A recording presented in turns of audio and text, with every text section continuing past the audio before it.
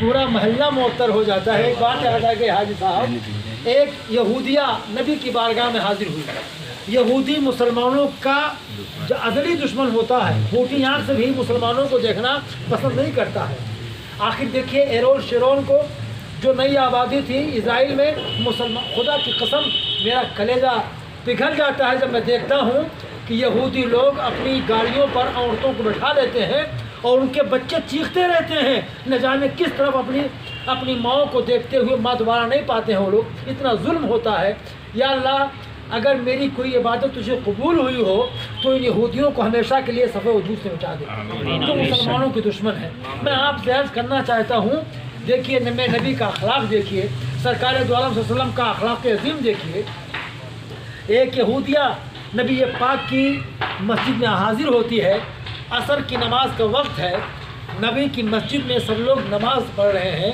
نماز پڑھ کر کے نماز عصر ادا کر کے پہلے حضرت عثمان غنی جب باہر گیٹ کے باہر آئے تو ایک یہودیہ عورت باہر کھڑی تھی۔ حضرت عثمان غنی نے فرمایا کہ آپ کے آنے کی وجہ کیا ہے، آپ یہاں کیوں تشریف لائی ہیں؟ تو وہ یہودیہ کہتی ہے کہ میری بیٹی کی شادی ہے، سامان جہیز میں ساری چیزوں کا انتظام تو ہو گیا ہے، لیکن اچھی خوشبو کا انتظام نہیں ہو پایا ہے۔ میں ایک شیشی لے کر کے آئی ہوں، ذرا اپنے نبی سے بول دیجئے کہ اس میں اپنے پسینہ شریف کے چند قطرات ڈال دیں۔ سرکار کی خدمت میں حضرت عثمان غنی حاضر ہوئے اور ادب سے عرض کیا، فدا کا ابی امی یا رسول اللہ۔ یہ صحابہ کے نبی کی بارگاہ میں حاضر ہونے کا طریقہ تھا۔ جب نبی کی بارگاہ میں حاضر ہوتے تو یہی کہتے، فدا کا یا رسول اللہ آپ پر۔ یہ کا ضمیر خطاب ہے جس کا مطلب ہوتا ہے یا رسول اللہ آپ پر میرے ماں باپ قربان ہو جائے۔ سرکار نے فرمایا، عثمان کیا بات ہے، کو بولو، کھل کے بولو، کیا کہنا چاہتے ہو؟ تو حضرت عثمان ذوالنورین عرض کرتے ہیں کہ یا رسول اللہ، باہر ایک عورت کھڑی ہوئی ہے، اس کی بیٹی کی شادی ہے اور وہ شیشی لے کر کے آئی ہے، وہ کہتی ہے کہ عطر کا انتظام نہیں ہو پایا ہے، خوشبو کا انتظام نہیں ہو پایا ہے، میری بیٹی دلہن بننے والی ہے، اس میں اپنے پسینہ شریف کے چند قطرات ڈال دیں۔ سرکار دو عالم صلی اللہ تعالیٰ علیہ وسلم نے اپنے مبارک پسینہ شریف کو اس میں ڈال دیا۔ اب وہ جب پا گئی تر تو کہتی ہے کہ تو بعد میں گھر لے جاؤں گی، پہلے میں ان کے دامن سے وابستہ ہونا چاہتی ہوں۔ یہودیہ کہتی ہے کہ میں اسلام کے دامن میں پناہ چاہتی ہوں، مسلمان ہونا چاہتی ہوں۔ حضرت عثمان غنی نے کہا کہ تاخیر مت کرو، سرکار اندر تشریف فرما ہے۔ سرکار کو لایا گیا اور یہودیہ نے کلمہ پڑھ کر کے اپنے آپ کو آستانِ اسلام پر سر جھکا کر مسلمان ہو گئی۔ اب وہ اپنے گھر گئی، جو اپنے گھر گئی عورت اپنی بچی کو آراستہ کیا اور اپنی بچی سے کہہ دیا کہ میں نے کلمہ پڑھ لیا ہے، تم کو کلمہ پڑھنا پڑے گا۔ حضرات، بچے نے بھی کلمہ پڑھ لیا اور وہاں لڑکے والوں نے بھی کہہ دیا کہ ہم لوگ مسلمان ہو گئے ہیں، اب آپ کا رشتہ نہیں ہوگا۔ حضرات، اس نے کہا ہم بھی مسلمان ہو جائیں گے، چونکہ آپ کے جو نبی ہیں نا، ان کی انسانیت کا، ان کی شرافت کا، ان کی مانوتا کا، ان کی شانتی کا، ان کے سدبھاونا کا، ان کے خلوص کا پیغام پوری دنیا میں پھیل گیا ہے۔ ہم بھی ان سے متاثر ہو گئے ہیں، ہم بھی کلمہ پڑھنا چاہتے ہیں۔ وہ بھی مسلمان ہو گیا اور بچی بھی مسلمان ہو گئی، اب دونوں فیملی مسلمان ہو گئی۔ اب جب بارات آئی تو اس لڑکی کو نبی پاک کا پسینہ شریف لگایا گیا، وہ معطر تھی۔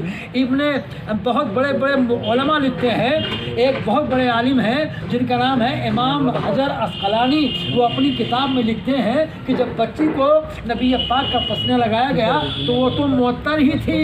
جب 1 سال کے بعد اس کے گھر میں ایک چاند کو شرمندہ کرنے والا بیٹا پیدا ہوا، اتنا حسین و جمیل، تو وہ بچہ بھی مہکتا تھا، دیتا تھا، 7 نسلوں تک خوشبو آتی رہی۔ اب میں آپ سے عرض کرنا چاہتا ہوں، یہ مدینہ والے سرکار کی نورانیت کی برکت نہیں ہے تو اور کیا ہے کہ سرکار جدھر سے گزر جائے وہ محلہ معطر ہو جاتا ہے، جدھر سے گزر جائے وہ گلیاں معطر ہو جاتی تھی۔ تو میں آپ سے عرض کرنا چاہتا ہوں، اس نبی پاک کا پیغام، اس نبی پاک کی تعلیم، اس نبی پاک کا ارشاد کیا ہم لوگوں کے لیے سب سے بڑا نمونۂ عمل نہیں ہے؟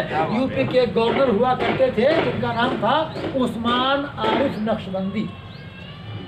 شکیل بھائی، بہت بڑا مقام تھا، شاعری میں رہنے والے بیکانیر کے تھے، ان کے ابا کا نام تھا عبداللہ بیکانیری، اور وہ جو گورنر صاحب تھے وہ تو کانگریس آئی میں تھے، اندرا گاندھی کے ساتھ تھے، اس لیے بنا دیے گئے، ورنہ وہ روحانیت ان کی بہت بلند تھی۔ جب وہ مدینہ شریف گئے، جب مدینہ شریف حاضر ہوئے تو شہر پاک مصطفیٰ میں حاضر ہوتے وقت عثمان عارف نقشبندی نے جب مد خضرا کو دیکھا تو ایک شعر کہا تھا، مجھے اس لیے یاد ہے کہ میں نے 3-4 بار ان سے ملاقات کی ہے. وہ گورنر تھے لیکن چونکہ جن کے ساتھ میں تھا وہ مجھے ہمارے یہاں کے تھے ملک توفیق احمد, ملک کمال یوسف, یہ لکھنؤ میں رہتے تھے. تو ہم لوگ جب جاتے تھے تو ان کے ساتھ کہیں کہیں چلے جاتے تھے. تو عثمان عارف نقشبندی نے جب گنبد خضرا کو دیکھا تو پروفیسر حیا صاحب ان کی زبان پہ ایک شعر آیا.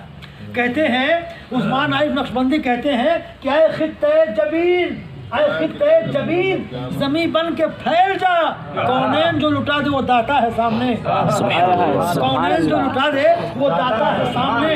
تو میں آپ سے عرض کرنا چاہتا ہوں, عثمان عارف نقشبندی نے کہا تھا کہ انسانیت, انسان نہیں کہا انسانیت, انسانیت مصدر ہے, انسان ہونا, انسانیت کہتے ہیں انسانیت حضور کی احسان مند ہے, انسان بلند آپ کے کردار سے ہوا, انسان بلند آپ کے کردار سے ہوا. میں آپ سے عرض کرنا چاہتا ہوں, اسی لیے کسی شاعر نے کہا تھا کہ یک عرب نے آدمی کا بول بالا کر دیا, خاک کے ذرے کو ہم دوشے سریا کر دیا, خود نہ تھے جو راہ پر اوروں کے ہادی بن گئے, کیا نظر تھی جس نے مردوں کو مسیحا کر دیا.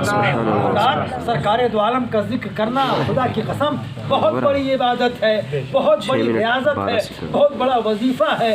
سرکار کا نام لینا روحانیت کو بلند کرنے کا ذریعہ ہے, اور ان سے ان کا نام لے کر کے ہم کہیں جگہ بھی نہیں بنا سکتے ہیں.